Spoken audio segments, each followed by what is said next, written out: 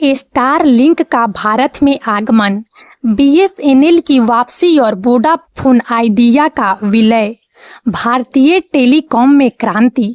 विषय: स्टारलिंक का भारत में लॉन्च और उसके प्रभाव, बीएसएनएल का पुनरुत्थान और भविष्य की रणनीति, वोडाफोन आइडिया का संभावित विलय और उसके परिणाम।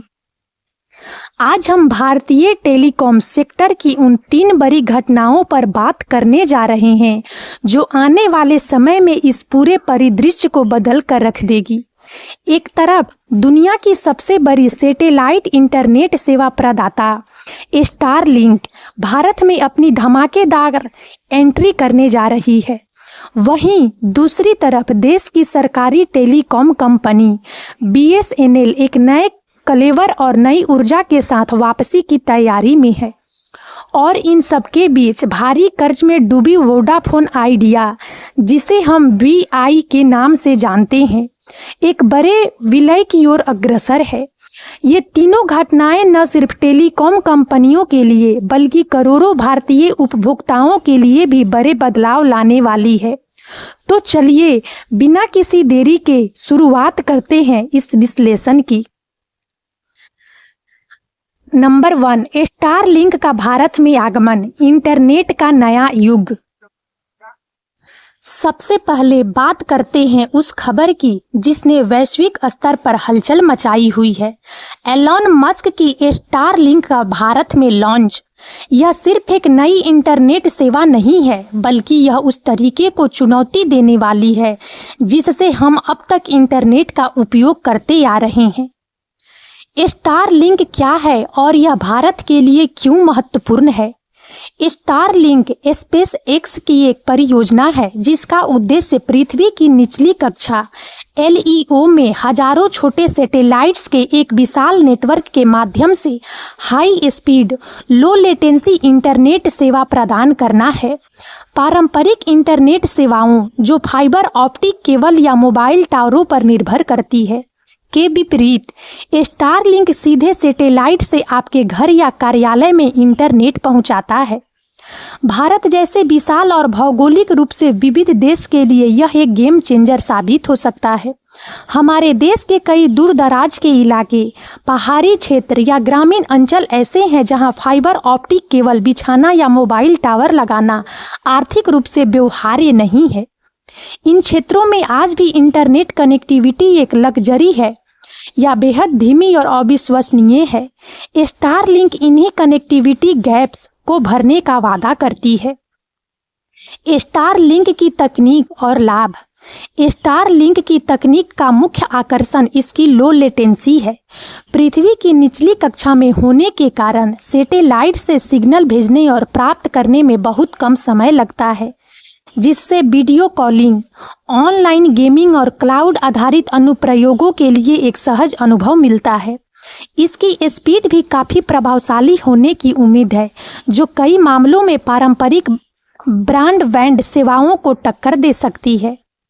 इसके प्रमुख लाभों में शामिल है ग्रामीण और दूर दराज के क्षेत्रों में कनेक्टिविटी। यह सबसे बड़ा लाभ है। जहां कोई अन्य इंटरनेट सेवा उपलब्ध नहीं है, वहां स्टारलिंक जीवन रेखा साबित होगी। आपदा राहत। प्राकृतिक आपदाओं के दौरान जब स्थलीय संचार नेटवर्क ध्वस्त हो जाते हैं, स्टारलिंक जैसी सैटेलाइट सेवा महत्वपूर्ण संचार प्रदान कर सकती है। Backup connectivity. शहरी क्षेत्रों में भी यह मौजूदा ब्रॉडबैंड के लिए एक मजबूत बैकअप विकल्प बन सकती है। डिजिटल डिवाइड को कम करना। देश के हर कोने में इंटरनेट पहुंचाकर यह डिजिटल साक्षरता और समावेश को बढ़ावा देगी। भारत में चुनौतियां और नियामक बाधाएं। हालांकि स्टारलिंक की संभावनाएं असीमित लगती है, भारत में इसका रास्ता इतना आसान नहीं है। कुछ प्रमुख चुनौतियां और नियामक बाधाएं हैं। लाइसेंसिंग और नियामक अनुमोदन। भारत में सैटेलाइट संचार सेवाओं के लिए कड़े लाइसेंसिंग और नियामक नियम है। स्टारलिंक को भारतीय दूरसंचार विभाग और भारतीय अंतरिक्ष अनुसंधान संगठन इसरो से विभिन्न अनुमोदनों की आवश्यकता होगी। स्पेक्ट्रम आवंटन। सैटेलाइट ब्रॉडबैंड के लिए स्पेक्ट्रम के आवंटन पर अभी भी बहस जारी है। क्या इसे नीलामी के माध्यम से आवंटित किया जाएगा या प्रशासनिक रूप से? यह एक महत्वपूर्ण सवाल है। मूल्य निर्धारण: स्टारलिंक की सेवाएं आमतौर पर प्रीमियम होती है। भारतीय बाजार, जो कीमत संवेदनशील है, में इसे प्रतिस्पर्धी बनाए रखना एक चुनौती होगी। भारतीय कंपनियों से प्रतिस्पर्धा: भारतीय एयरटेल के वनवेब और रिलायंस जियो के सैटेलाइट वेंचर्स जैसी भारतीय कंपनियां भी सैटेलाइट ब्रॉडबैंड स्पेस में उतरने की तैयारी में है, जिससे प्रतिस्पर्धा बढ़ेगी। भू राजनीतिक विचार: विदेशी सैटेलाइट कंपनियों के डेटा को लेकर संप्रभुता और सुरक्षा संबंधी चिंताएं भी हो सकती है। इन चुनौतियों के बावजूद भारत में स्टारलिंक का लॉन्च निश्चित रूप से टेलीकॉम बाजार में एक नई लहर लाएगा। यह न केवल ग्रामीण भारत को डिजिटल रूप से सशक्त करेगा, बल्कि मौजूदा प्लेयर्स को भी अपनी सेवाओं में सुधार करने के लिए प्रेरित करेगा। नंबर 2, बीएसएनएल की वापसी, सरकारी ताकत का पुनरुत्थान। अब बात करते हैं एक ऐसी कंपनी की जिसे कई लोगों ने हाशिए पर मान लिया था, लेकिन अब वह एक नई ऊर्जा के साथ वापसी की तैयारी में है। हमारी अपनी सरकारी टेलीकॉम कंपनी भारत संचार निगम लिमिटेड यानी बीएसएनएल। बीएसएनएल का अतीत और मौजूदा स्थिति: बीएसएनएल एक समय भारत की अग्रणी टेलीकॉम कंपनी थी, जिसके पास विशाल इंफ्रास्ट्रक्चर और करोड़ों ग्राहक थे। हालांकि निजी कंपनी के आगमन और प्रतिस्पर्धा के चलते बीएसएनएल पिछड़ती चली गई। धीमी गति से आधुनिकीकरण, वित्तीय घाटे, भारी कर्मचारियों का बोझ और सरकारी लाल फीताशाही ने इसे गंभीर संकट में धकेल दिया। कंपनी को अक्सर खराब सेवा, कॉल ड्रॉप्स और पुरानी तकनीक के लिए आलोचना का सामना करना पड़ा, लेकिन पिछले कुछ समय से सरकार बीएसएनएल को पुनर्जीवित करने के लिए गंभीर प्रयास कर रही है। सरकार ने इसे बचाने और मजबूत करने के लिए कई राहत पैकेज और पूंजी निवेश की घोषणा की है। पुनः उद्धार योजना और भविष्य की रणनीति: बीएसएनएल के पुनः उद्धार के लिए केंद्र सरकार ने कई महत्वपूर्ण कदम उठाए हैं, जिनमें शामिल है बड़ा वित्तीय पैकेज।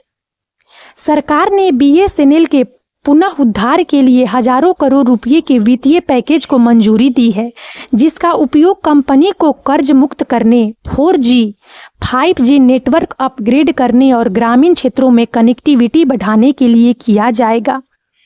4G और 5G रोल आउट: यह बीएसएनएल के लिए सबसे महत्वपूर्ण कदम है।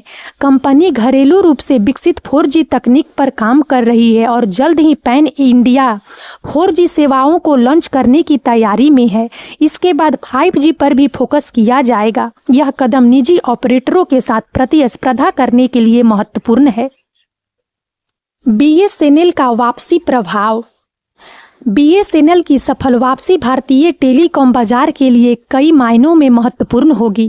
प्रतिस्पर्धा में वृद्धि: एक मजबूत बीएसएनएल बाजार में प्रतिस्पर्धा बढ़ाएगा, जिससे निजी ऑपरेटरों को भी अपनी सेवाओं और कीमतों को बेहतर बनाने के लिए मजबूर होना पड़ेगा। यह अंततः उपभोक्ताओं को लाभ पहुंचाएगा। ग्रामीण कनेक्टिविटी: बीएसएनएल की ग्रामीण क्षेत्रों में गहरी पहुंच है। 4G एंड 5G सेवाओं के साथ यह उन क्षेत्रों में डिजिटल खाई को पाटने में महत्वपूर्ण भूमिका निभाएगा। रोजगार सृजन: कंपनी के पुनः उद्धार से प्रत्यक्ष और अप्रत्यक्ष रूप से रोजगार के अवसर पैदा होंगे। डिजिटल इंडिया को बढ़ावा: बीएसएनएल की मजबूत उपस्थिति डिजिटल इंडिया और आत्मनिर्भर भारत जैसी सरकारी पहलों को बल देगी। नंबर 3, वोडाफोन आइडिया का संभावित मर्जर, अस्तित्व की लड़ाई। अब आते हैं तीसरी और शायद सबसे जटिल कहानी पर, वोडाफोन आइडिया, वीआई का अस्तित्व और उसके संभावित विलय की अटकलें। वोडाफोन आइडिया का संकट और उसकी जड़ें। वोडाफोन आइडिया का गठन 2018 में वोडाफोन इंडिया और आइडिया सेल्यूलर के विलय से हुआ था। जिसका उद्देश्य रिलायंस जियो के उदय से उत्पन्न प्रतिस्पर्धा का सामना करना था। हालांकि यह विलय अपेक्षा के अनुरूप सफल नहीं रहा। कंपनी को कई मोर्चों पर चुनौतियों का सामना करना पड़ा। एजीआर समायोजित सकल राजस्व बकाया। सुप्रीम कोर्ट के एजीआर पर फैसले ने वोडाफोन आइडिया को हजारों करोड़ रुपये के बकाया के बोझ तले दबा दिया, जिससे इसकी वित्तीय स्थिति और खराब हो गई। नेटवर्क अपग्रेड में देरी, पर्याप्त पूंजी की कमी के कारण वोडाफोन आइडिया 4G नेटवर्क को तेजी से अपग्रेड नहीं कर पाई, जिससे उसके ग्राहक दूसरी कंपनियों की ओर चले गए। मंजर की संभावनाएं और संभावित साझेदार। वोडाफोन आइडिया के अस्तित्व को बचाने के लिए विभिन्न रणनीतियों पर विचार किया जा रहा है और इनमें से एक बड़ा विलय या अधिग्रहण है। पिछले कुछ समय से वोडाफोन आइडिया के लिए कई संभावित परिदृश्यों पर चर्चा हो रही है। सरकार का हस्तक्षेप। सरकार ने पहले भी वोडाफोन आइडिया को राहत देने के लिए कुछ कदम उठाए हैं, जैसे एजीआर बकाया पर मोहलत और इक्विटी में रूपांतरण का विकल्प। भविष्य में और हस्तक्षेप की संभावना से इनकार नहीं किया जा सकता, खासकर यदि कंपनी के बंद होने से बाजार में एकाधिकार की स्थिति उत्पन्न होती है। किसी बड़े कॉर्पोरेट घराने द्वारा अधिग्रहण। ऐसी अटकलें है कि कोई बड़ा भारतीय कॉर्पोरेट घराना जो टेलीकॉम में प्रवेश करना चाहता है, वोडाफोन आइडिया का अधिग्रहण कर सकता है। हालांकि इसकी व्यवहार्यता वित्तीय और नियामक जटिलताओं के कारण चुनौती भरी है। नंबर 4, इन तीनों घटनाओं का भारतीय टेलीकॉम बाजार पर समग्र प्रभाव। बाजार संरचना में बदलाव। भारतीय टेलीकॉम बाजार, जो पहले कई खिलाड़ियों से भरा हुआ था, अब कुछ बड़े खिलाड़ियों पर केंद्रित होता जा रहा है। स्टारलिंक का प्रवेश। यह बाजार में एक नया सेगमेंट खोलेगा, जिससे मौजूदा ब्रॉडबैंड प्रदाताओं पर दबाव बढ़ेगा। यह ग्रामीण और दुर्गम क्षेत्रों में कनेक्टिविटी लाकर बाजार का विस्तार करेगा। बीएसएनएल की वापसी। यदि बीएसएनएल सफलतापूर्वक वापसी करती है तो यह बाजार में एक मजबूत तीसरा या चौथा खिलाड़ी बनकर उभरेगी, जिससे जियो और एयरटेल पर प्रतिस्पर्धा का दबाव बढ़ेगा। वोडाफोन आइडिया का भविष्य। वोडाफोन आइडिया का भाग्य बाजार संरचना को सीधे प्रभावित करेगा। यदि यह बंद होती है तो बाजार जियो और एयरटेल के बीच द्वैध अधिकार में बदल सकता है, जिससे एकाधिकार जैसी स्थितियां उत्पन्न हो सकती है। तो यह था हमारा विश्लेषण भारतीय टेलीकॉम सेक्टर की 3 बड़ी घटनाओं पर। स्टारलिंक का आगमन, बीएसएनएल का पुनः उत्थान और वोडाफोन आइडिया का संभावित विलय।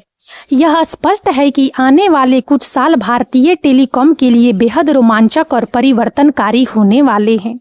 हम एक ऐसे युग की दहलीज पर खड़े हैं जहां कनेक्टिविटी हर नागरिक का अधिकार बन जाएगी और तकनीक हमारी रोजमर्रा की जिंदगी को और भी सुगम बनाएगी। और अब इस वीडियो में इतना ही। यदि आप सबको हमारा यह वीडियो अच्छा लगा हो तो प्लीज इसे लाइक करें और ज़्यादा से ज़्यादा शेयर करें, ताकि हमारा मनोबल इसी प्रकार से बढ़ता रहे और हम एक से बढ़कर एक ज्ञानवर्धक वीडियो लेकर नियमित रूप से आप सबकी सेवा में उपस्थित होते रहें। और तब तक के लिए बने रहें हमारे चैनल राजनंदिनी पर। हम बहुत जल्द एक नए ज्ञानवर्धक वीडियो के साथ एक बार फिर से आप सबकी सेवा में उपस्थित होंगे। जय हिंद, जय भारत।